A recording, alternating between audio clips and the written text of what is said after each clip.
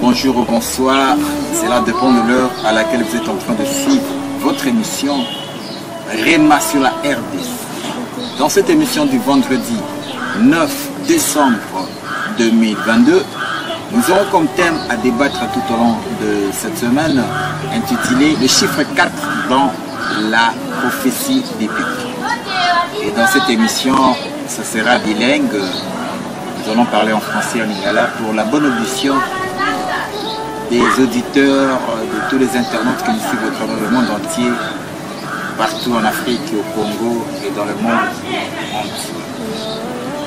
Passez bien, chers internautes, nous avons eu à vous expliquer sur le chiffre 4, hein, le quatrième prophétique, Jésus-Christ le quatrième prophétique. C'était par rapport au symbolisme des trois Joseph de notre nation, dont vous allez voir Joseph Kasavubu, Joseph Désiré Mobutu, Joseph Kabila Kabange, et c'était le symbolisme de notre nation, symbolisme dans la Bible par rapport à Meshach, Shadrach, Meshach, Abednego, qui étaient les amis de Daniel, et ils étaient jetés dans la fournaise ardente à Babylone.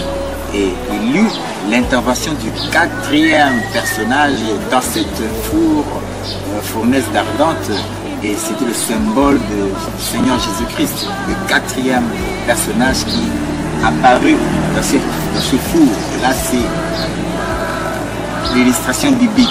Et nous avions dit la fois passée que par rapport à notre nation, ça symbolisait un quatrième Joseph. Pourquoi? Parce que Joseph était le symbole du Seigneur Jésus-Christ.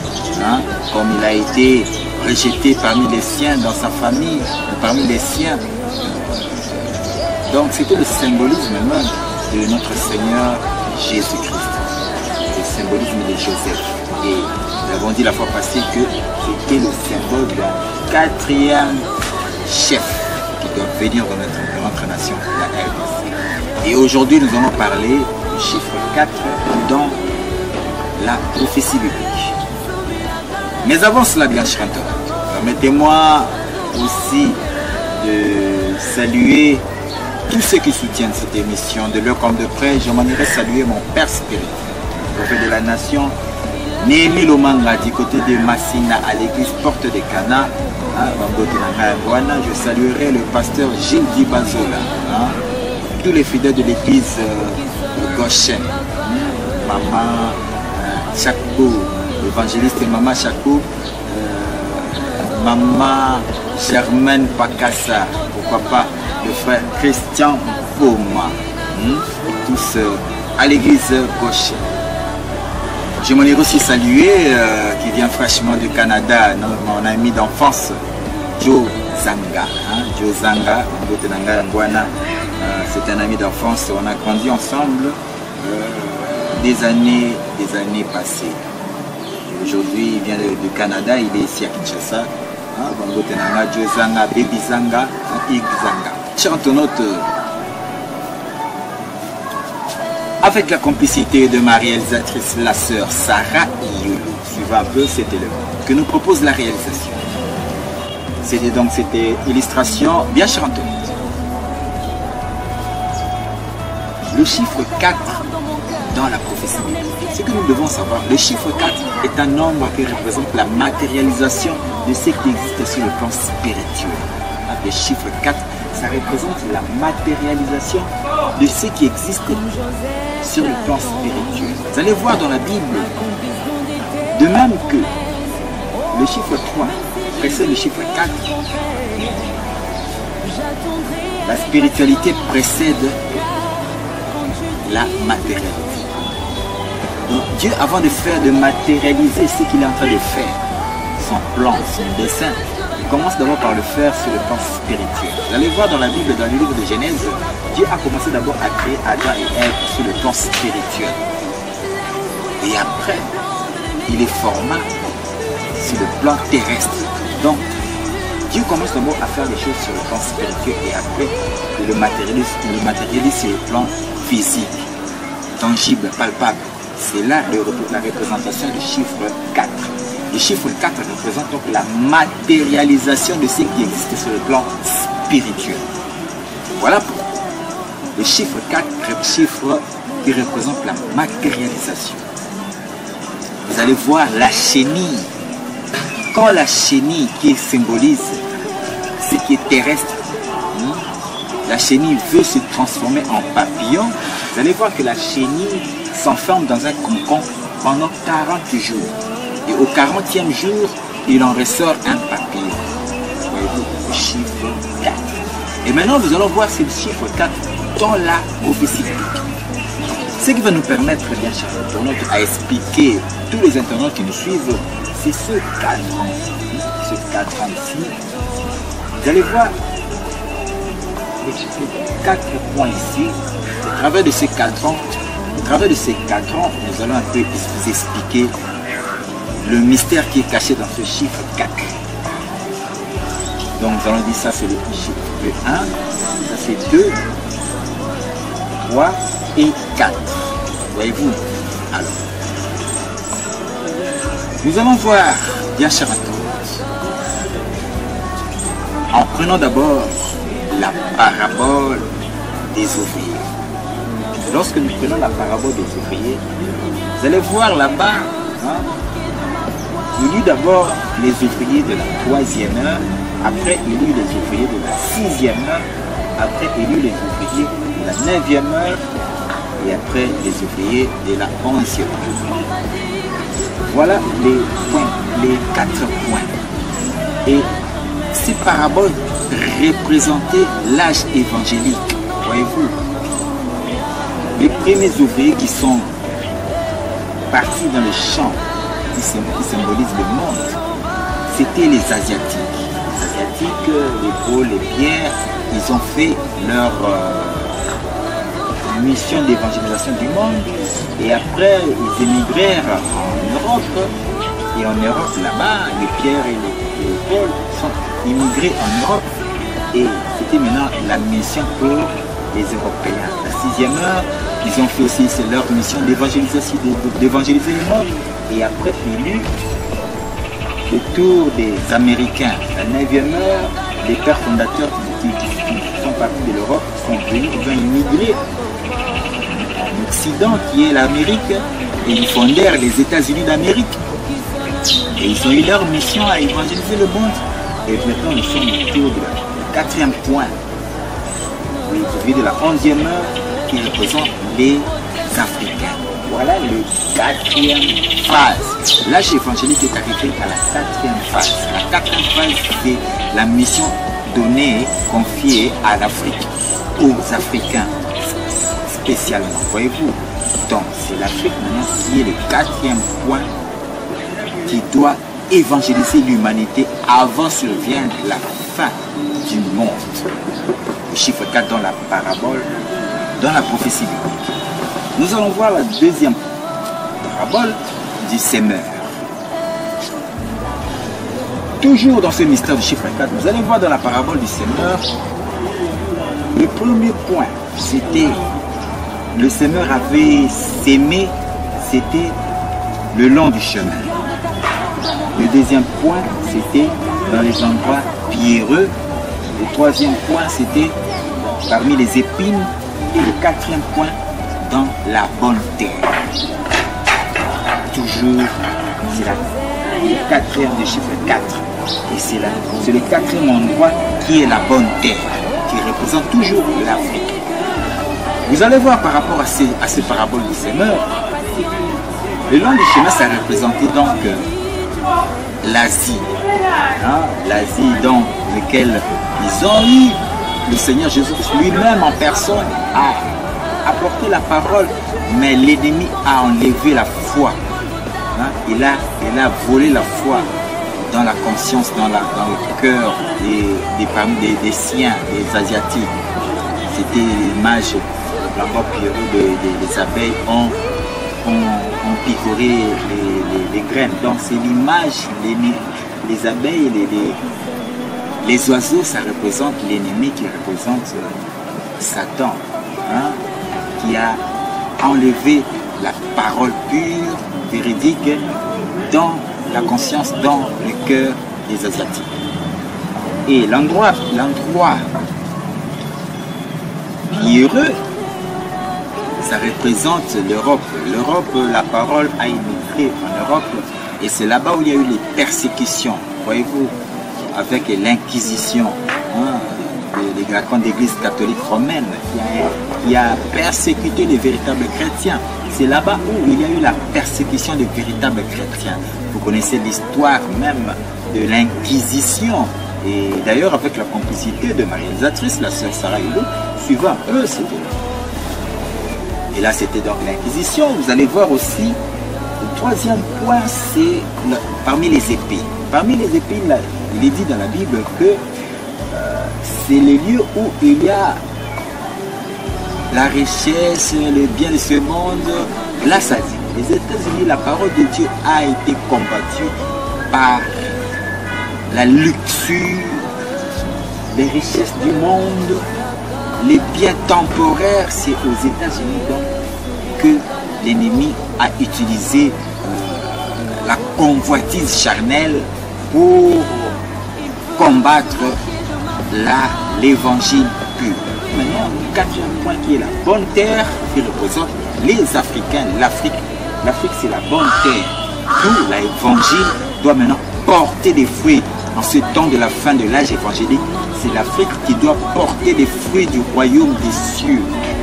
Or, pour obtenir la bonne terre, tous les agriculteurs savent que pour avoir la bonne terre, il faut, n'est-ce pas, faire la jachère de la terre, il faut mettre les déchets. C'est l'image de la souffrance même de l'Afrique, en général. Voyez-vous, la persécution, la souffrance de l'Afrique avait une pédagogie. C'était Dieu était en train de préparer les Africains. Car les royaumes des cieux, c'est pour ceux-là qui ont faim et soif. Alors, pour avoir faim et soif, il fallait donc que les gens soient dans une condition qui leur permettra de rechercher, de rechercher le royaume des cieux. Voilà pourquoi même la pédagogie de la souffrance de l'Afrique, de la persécution de l'Afrique, voyez-vous, c'était pour les préparer afin qu'ils soient la bonne terre en ce temps de la fin de l'âge évangélique. Donc c'était donc l'explication du chiffre 4 dans la prophétie biblique. Et pour clôturer dans ces illustrations bibliques, vous allez voir maintenant le dernier passage, Amos 8, 9. Vous allez voir, il est dit ceci. Dieu dit qu'il fera coucher le soleil à midi. Or, dans ce cadre, vous allez voir, ici c'est l'Orient, là c'est le septentrion, et nous avons l'Occident, et nous avons le Midi. Le Midi, ça représente toujours l'Afrique. Et Dieu dit dans cette parole prophétique, Dieu dit, je ferai coucher le soleil à midi. Donc, le soleil, nous savons tous que le soleil physique se lève à l'est et se couche à l'ouest. Mais Dieu dit prophétiquement que le soleil se couchera à midi, qui représente l'Afrique. Voyez-vous, que nous devons comprendre, l'Afrique est le quatrième point, la bonne terre, au travers lequel l'évangile va porter les fruits. Et voilà pourquoi Dieu dit, Amos 8, 9, je ferai coucher le soleil à midi. Le soleil, c'est l'image de l'évangile de notre Seigneur Jésus-Christ, car le Seigneur Jésus-Christ illustré dans le livre de Luc 1, chapitre 1, verset 78, qu'il est le soleil levant. Or, le soleil qui s'est levé à l'est, le Seigneur Jésus-Christ qui est apparu à l'est, et bibliquement dans Amos 8, 9, il dit qu'il fera coucher le soleil à midi. Donc, le retour de notre Seigneur Jésus-Christ, c'est la manifestation messianique de notre Seigneur Jésus-Christ. C'est l'Afrique qui a le rôle de temps de la fin. Voyez-vous?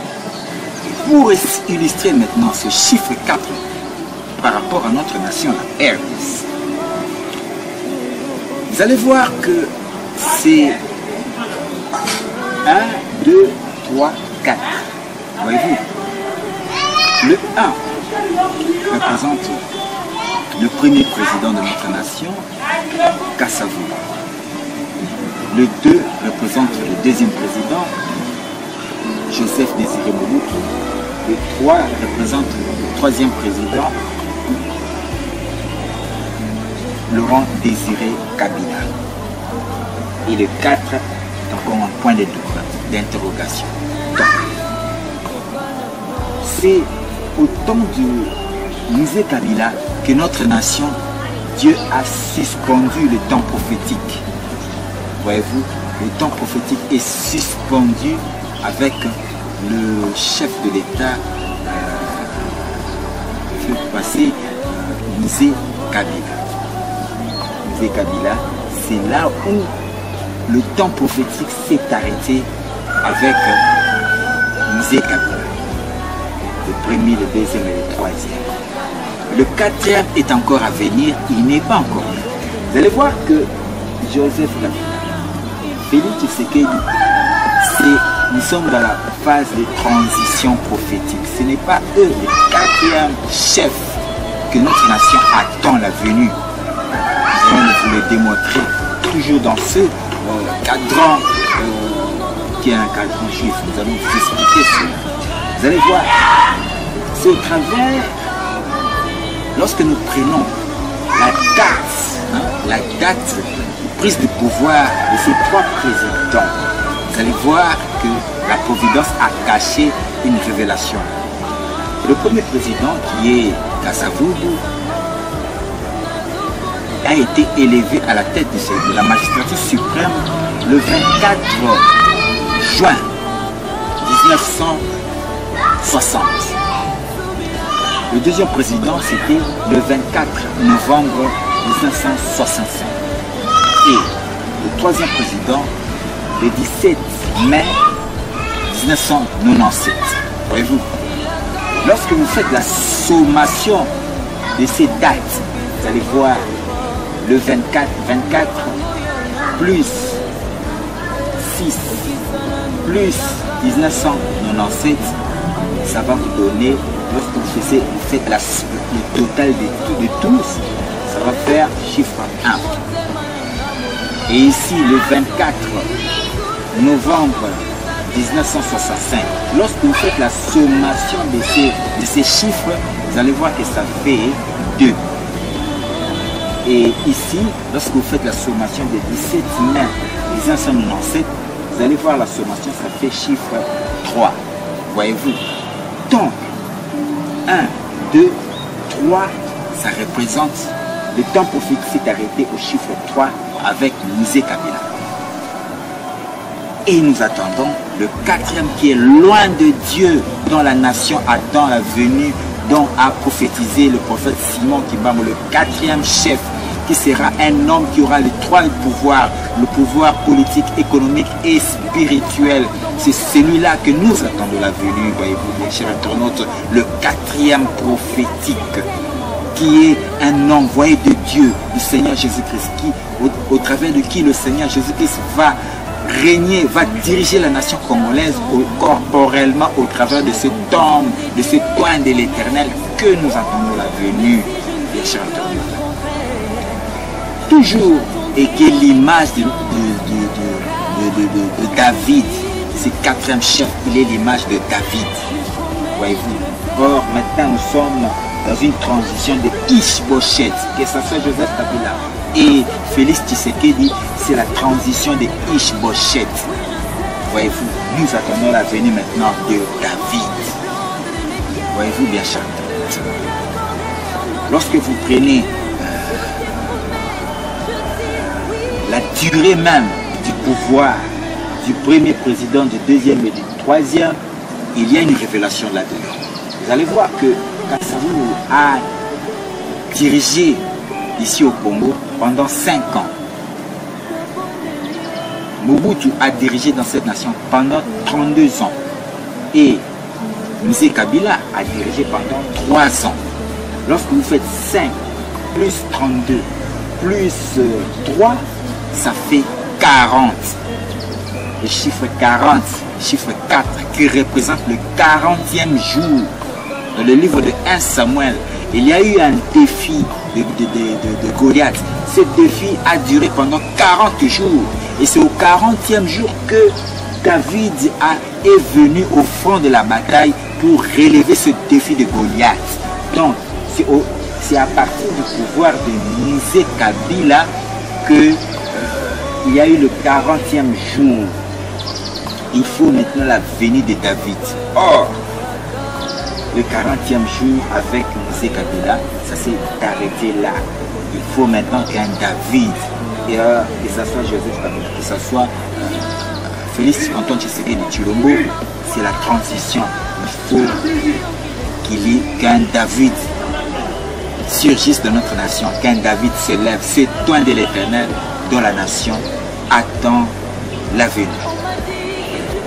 Bien chers internautes, nous allons continuer prochainement toujours avec des révélations prophétiques sur notre nation, la RDC. Mais d'emblée déjà, avec la complicité de ma réalisatrice, suivant un peu cette émission. Bien chers internautes, comme VTR, vous devez savoir que la RDT, le Rassemblement des démocrates tshisekidistes, cette plateforme chère à Sylvain Mutombo, aura son premier congrès le 15 et le 16 décembre prochain ici à Kinshasa. Et là, la PPD, l'Alliance des peuples pour le plan de Dieu, cher à l'archevêque Laurent Katoko, participera. Nous serons là. Et Voda, l'intercession Voda, les 20 hommes de David, nous serons là pour appuyer la PPD, pour appuyer la RDT, car nous sommes là pour soutenir le chef de l'État.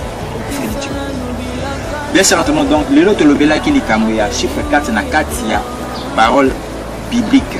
Le l'obéla qui chiffre 4, c'est un chiffre qui est symbolisé Koko Kisama. Koko Kisama, il y a Milaka et Nzambi. Chiffre 4, c'est côté de la Bible, ils ont qui n'a pas ouvrier, ils ont la 3e heure, la 6e heure, la 9e heure, et la 11e heure. Donc, on a chiffre 4, ils ont dit ça. Nous avons expliqué que chiffre 4 est place Makambo Kisama. Or, chiffre 4 ils ont représenté le continent africain, le peuple moyen, le peuple africain, précisément le congolais. Ils ont symbolisé chiffre 4. Pour nous, monsieur Kotalina Amos, alors dit que nous avons non pas dans l'ouest, mais dans le midi, où ils ont symbolisé Afrique. Ils ont symbolisé Afrique, voyez-vous.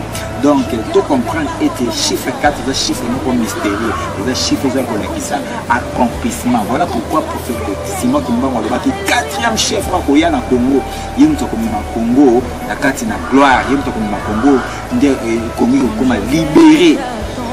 Si les autres ont libéré, spirituellement, tous en ont libéré, et puis économiquement, tous en ont libéré, politiquement, il y a des occidentaux, voilà pourquoi il faut tout soutenir. Mon amboka Félix Antoine Tshisekedi Tshilombo, tout est bitumba, et c'est un molimo. Voilà pourquoi l'église est les télémans pour appuyer le chef de l'État pour être bitumba à molimo. Voilà pourquoi il saignait un ouin mouton nzamba tindi a représenté 4e chef wana il saignait là pour soutenir président Fachi à soutenir hier zomo pour être mboka na biso ezala sauvé ils sont une connexion à 4e mouton nzamba zotinda na c'est toi l'éternel il y a une image à 4e chef.